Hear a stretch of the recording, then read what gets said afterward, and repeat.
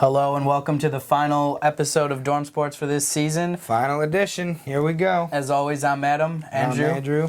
And before we get into our episode today about the greatest rivalries, I think we both want to take the moment to definitely acknowledge Adam Silver and what he's done today. Right, and I think give him a shout out because I think it's he did a tremendous job and he completely did the right thing. And me and Adam are 100% behind it, and we're very happy to see the firm action he took. Yeah, Donald Sterling was way out of. He's way out of line. And I think this is something that definitely had to be dealt with. And I wrote a short piece yesterday about it that you guys can check out on our website, dormsportsboston.com. And, in it I just basically say, first and foremost, we do need to support the Clippers. I think a lot of people wouldn't support it. I know, a lot of people wouldn't, but they have to realize it's not David Sterling. It's not the team. Or Donald Sterling. It's the owner, and he doesn't represent the players, coach, and other Right. So, and then the other thing is I just said he should step down or be removed. And I think that's what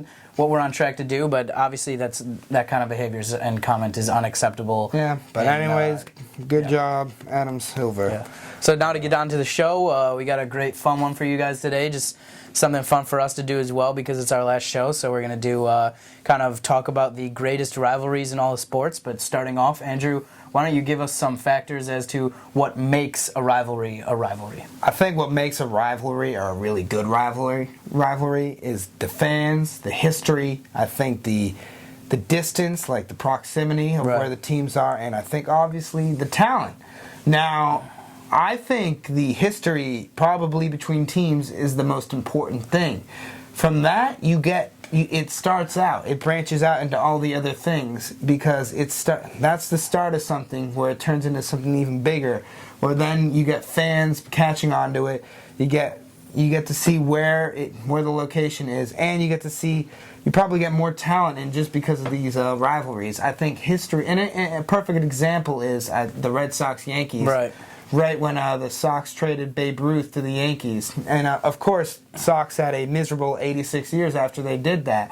But now, I mean, they've been winning, as well as Yankees as well. But I think from then on there, it created a lot of different things, and it's just because of the history. Yeah, I don't think it's because of the history only. I mean, when you think about New York and Boston, their proximity is extremely close. I've never gone from one to the other. I've been to both cities, but I haven't traveled from Boston to New York. But what does it take, only 2 hours or something? Yeah, well, by car it takes 4 hours. Okay, so 4 hours, my bad.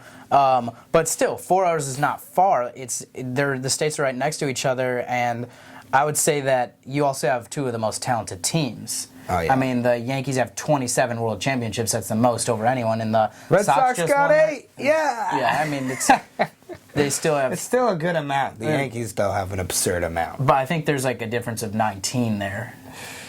You know what? Let's not get into that. I'm not very good at math, but I don't know. It's 19, right? 19 less than the Yankees. Anyways, I think it's the fans. I think it's definitely the fans. When I see a good rivalry, and I'm talking about these passionate rivalries, I always see the fan base behind it. I see proximity having to do with that fan base, and I see the talent having to do with that fan base, and the history. They all kind of feed into it. But for me, that makes for the biggest one being the fans. And I understand that too, but the proximity thing is not as huge as a factor for me because I think, and another example would be the Lakers-Celtics, because that's West Coast, East Coast, and that became a huge thing during the 80s, of course, during the 80 Laker and Celtic teams because they clashed like one another. Well, they were the best two teams. NBA.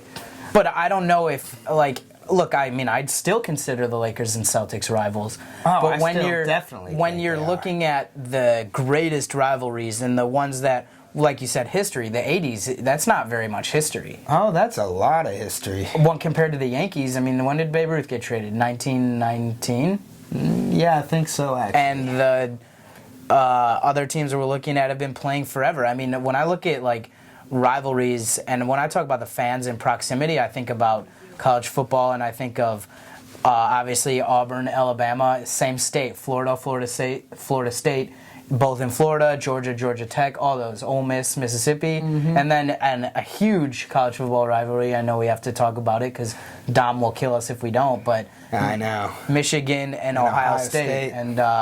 as Dom would refer to it, that team up north. But but that's a huge one too. And like they're not in the same state, but I think that there's so much hatred, and I'm not sure a rivalry needs to be fueled by hatred, but the fans definitely do bring the passion, and when you have the hatred, you have a very big love for your own team. Yeah, you have the passion. The passion's behind the game. I mean, you've seen, of course, and we don't condone any of this, but you've seen, of course, hatred between rival teams, and examples like after a San Francisco Dodger game, two Dodger fans put a man into a coma for a while, and I mean, stuff like that is not what you want to see. And like you said to me once before, the Alabama Auburn thing with the poisoning of the tumors oaks, which is we don't terrible. Condone that, but I mean, and that's you can see the intensity that's there. That's not what I ever want a rivalry to become. I would never want my team to do something like that to another player or another fan or another symbol. Like the trees are such a huge symbol at Auburn, but I think that it really shows the intensity in the rivalry. Now, that could be for better or for worse, obviously, because these aren't good examples for passion. But when I look at the teams, like when I look at passion, like that's what comes up to me the most, and it's that the fans behind it, and a lot of times you're going to be much more passionate about your team when it's so close, and when you can travel easily to go to the opposing stadium. That helps, yeah. And so I think that's definitely a huge thing. And talent, I don't know. We don't talk about talent as much, but when you have good teams, I think that's where the Lakers and Celtics rivalry stems from. Is you got a lot of talent there. So, you had talent, but you also had, for both franchises, for instance, you had the tradition, the history of winning. Right. When the NBA started up, it was the Celtics and Lakers winning constantly, and I think. And that's where it started to stem from, because then they'd meet each other in the finals, and they'd be good series all the time. And we'll get into some of that a little later. But I think definitely the history is just, I think is where everything starts from, where the fans, where the proximity comes into factor, and the talent. I think it starts from the history, because there has to be a point where these two teams. I mean, I can totally see that, like the history being a factor. I think they're all a factor, but the history obviously is what starts it, because the history is the first, the starting point of it. When was the first meeting?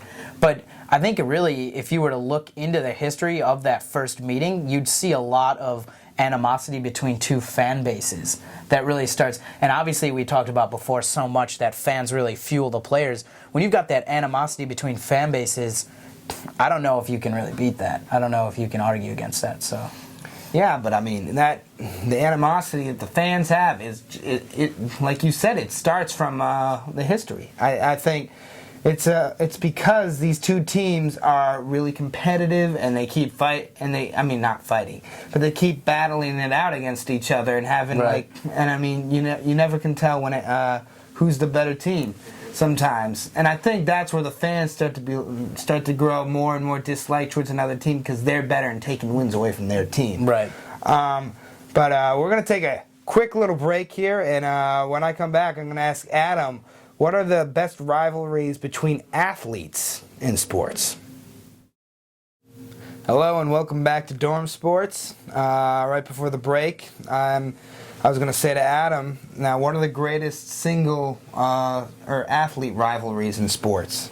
Well, we have a few written down, and I think we'll get to our personal favorite ones, but I think it's necessary to kind of go through a few first.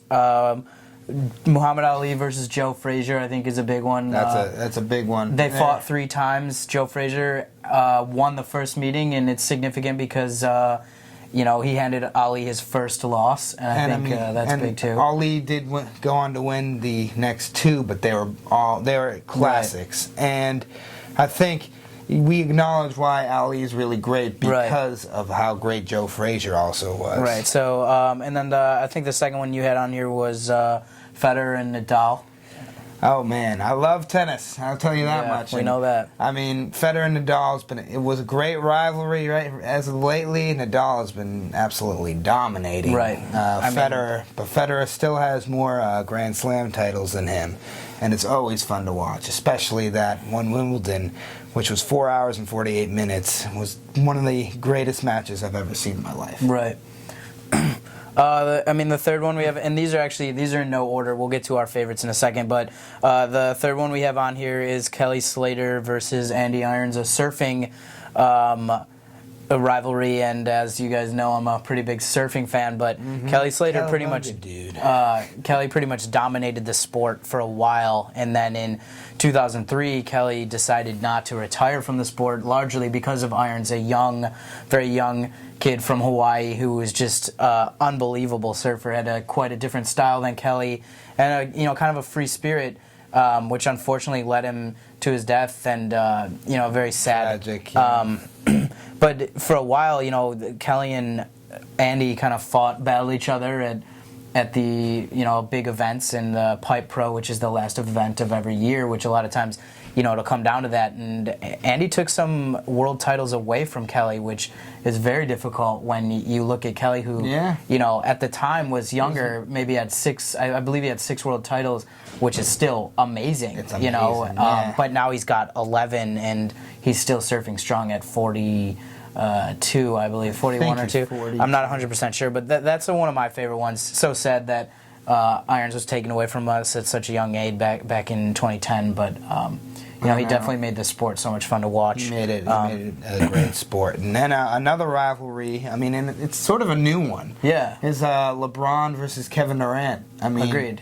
This season in particular, I think we're going to see, I'm not sure, but I think Kevin Durant will win his first MVP this season. And I think it's an interesting rivalry because LeBron has been dominating, but I think Kevin Durant really came into his own this season. Well, I think Kevin he's Durant, been great, but I think this season in particular, obviously, I think I watched him play. He's unbelievable. I got the privilege to watch him play out in LA and actually the Lakers won that game, so that was cool to see. I don't know how the Lakers pulled it off, but Durant's a great player. I love watching him play. I think he's just got.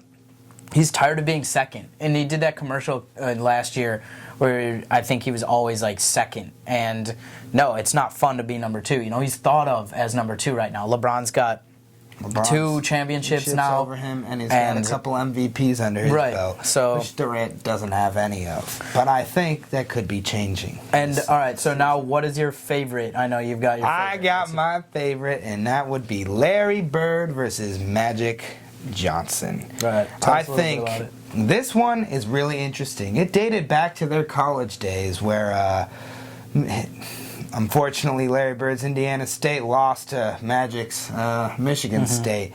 And it started from there. And between these guys, Larry has 3 NBA titles, Magic has 5 NBA titles. Larry has 3 MVPs, Magic has 3 MVPs.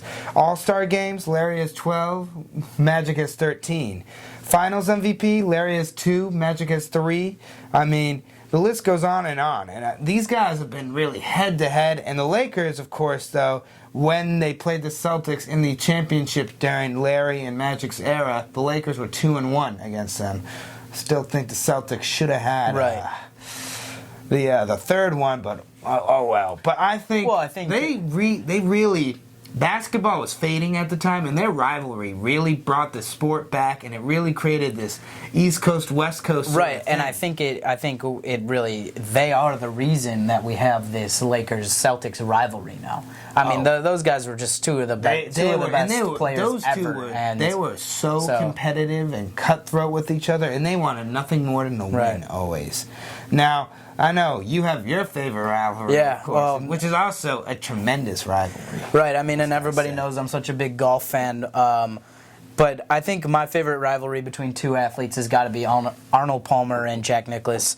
Arnold's such a great player, dominated in the early 60s. And then Jack Nicklaus comes in 1962 in the 1962 U.S. Open. He comes back from a 3-shot deficit, puts it into a playoff between him and Arnold, and then wins it by 3 strokes in the end. So, despite there being such a following for Arnold, because he really put the sport on the map, and then those two pretty much dominated the rest of that decade. You had them for 5 years, from a period of 1962 to 1966.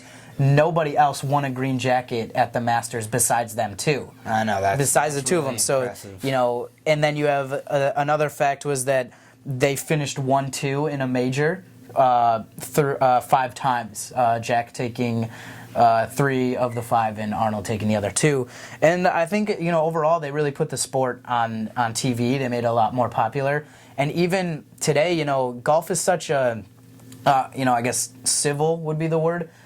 Compared to some of these hard-hitting sports, golf is a pretty nice sport. And it's a nice when I watch the par 3 contest now, and you see Arnold and Jack Nicklaus and even Gary Player now joins them, on the par 3 contest, which is something I wrote on, a couple weeks ago when the Masters was on.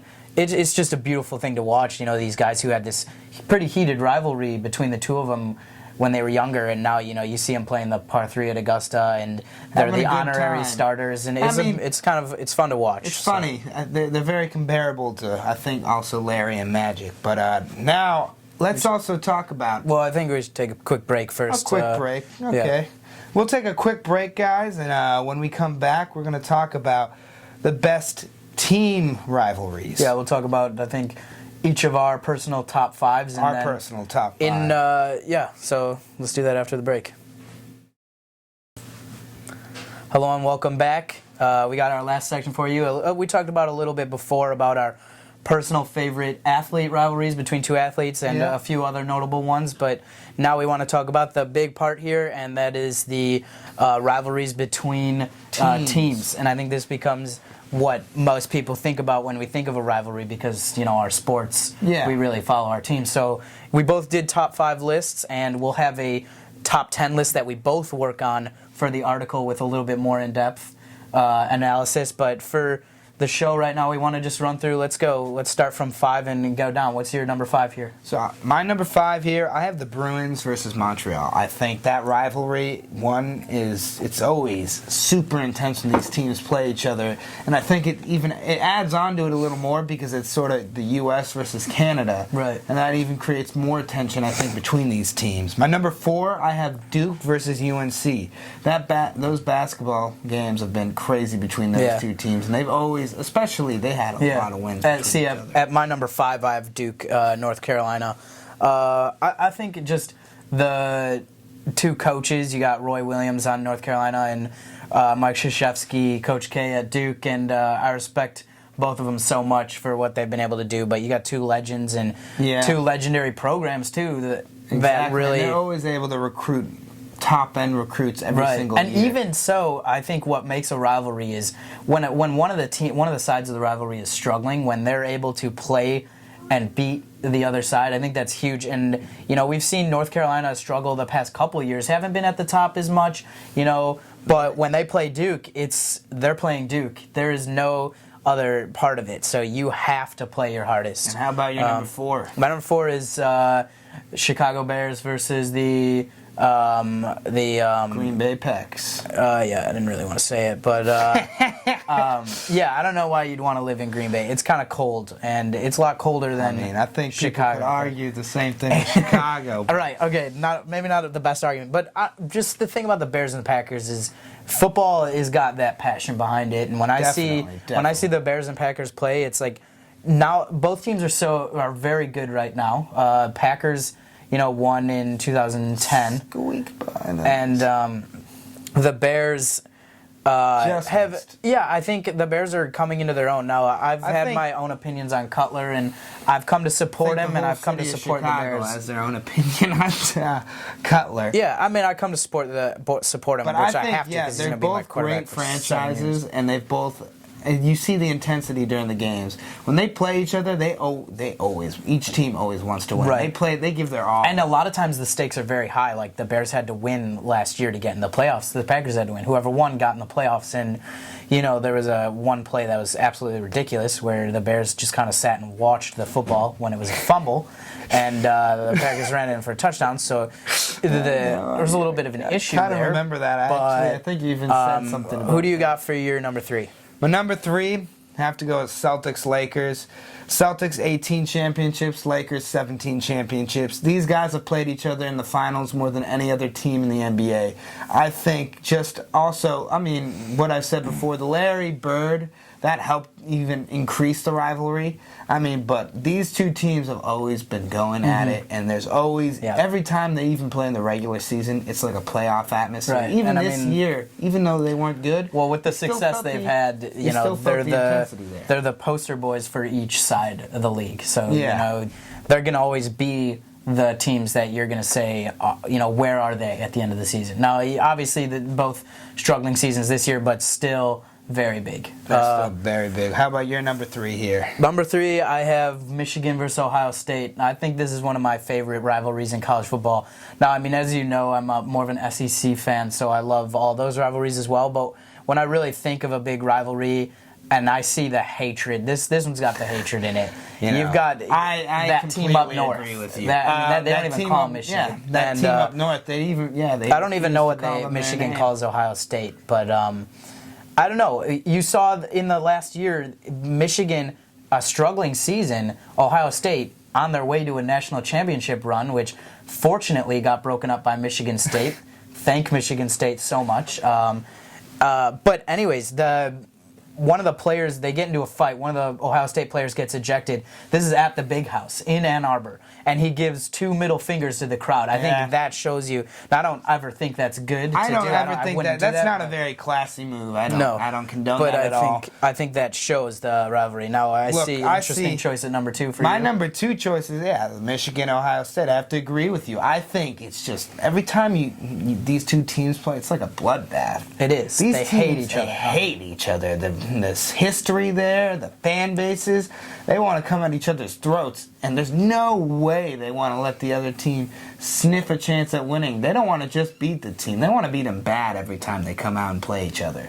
I think it's just a very intense rivalry. Right. You see ESPN and other sports networks cover it intensely. I mean, the Big Ten has not been as good as some other leagues in the past few years, but when that game comes on, I'll always watch it. It's a must watch. Yeah. Now, what do you got there for your number 2?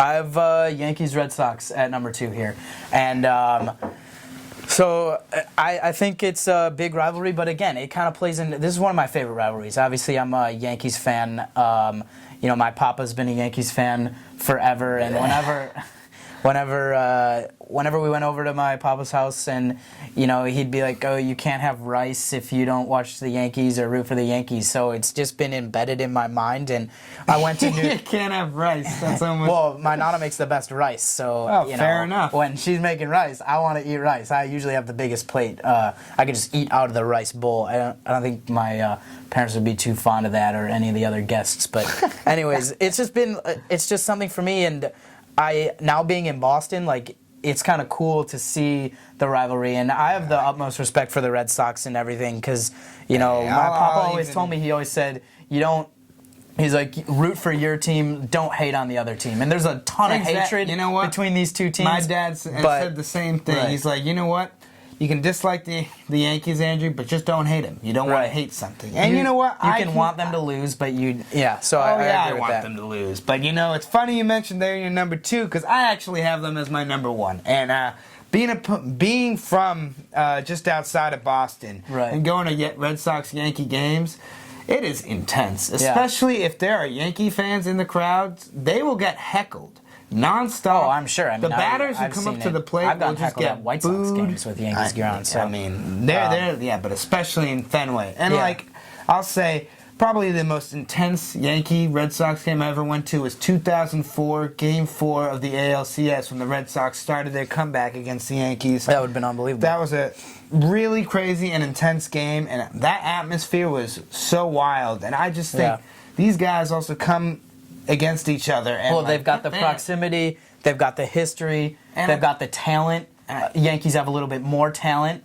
And I don't know if I'd agree with that right now. They've got the fans. You've got two very passionate cities. I think Boston's And not to take away from New York, but Boston is definitely the most passionate city I've ever been in. And I mean, not Chicago's to take very New York passionate. well. New York's also extremely Right. passionate. But Boston, they take their sports very seriously. I don't know if I would wear a Yankees jersey or I would hat not to a suggest Red you Sox to. game, because even if I wasn't heckling or showing off, which I tend to do, I did wear a Hawks jersey on the tee in the fall.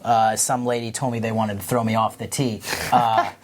But now, granted, that was after I reminded her that the Hawks won the Stanley Cup last That's June. true. That's I don't true. know if that was the smartest idea, but for my number one, because I know we're running out of time here, I have, and I noticed you didn't have it on here at all, I have the Iron Bowl, Alabama They're in my versus top Auburn. 10. They're in Roll my Tide, top War 10, Eagle. but they did not crack my top 5. And I think for me, when I looked at rivalries right now, I was looking at rivalries that's that are exactly- current, and I see besides this last national championship, the 4 previous years, it was in the state of Alabama. You had Alabama in 2009, Auburn in 2010, Alabama in 2011, and Alabama in 2012, and it looked like if Auburn didn't beat Alabama, it looked like Alabama was going to have it in 2013. But when they beat them, it looked like Auburn was going to have it for a lot of that game, and that would have been 5 straight years.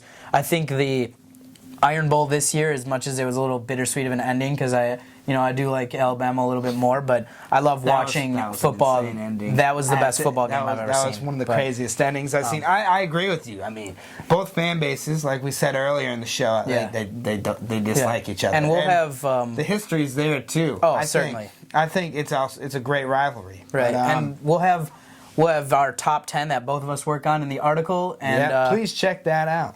for until next time, which I think might be in the In the fall. You know what, guys? This is it for All DormSports.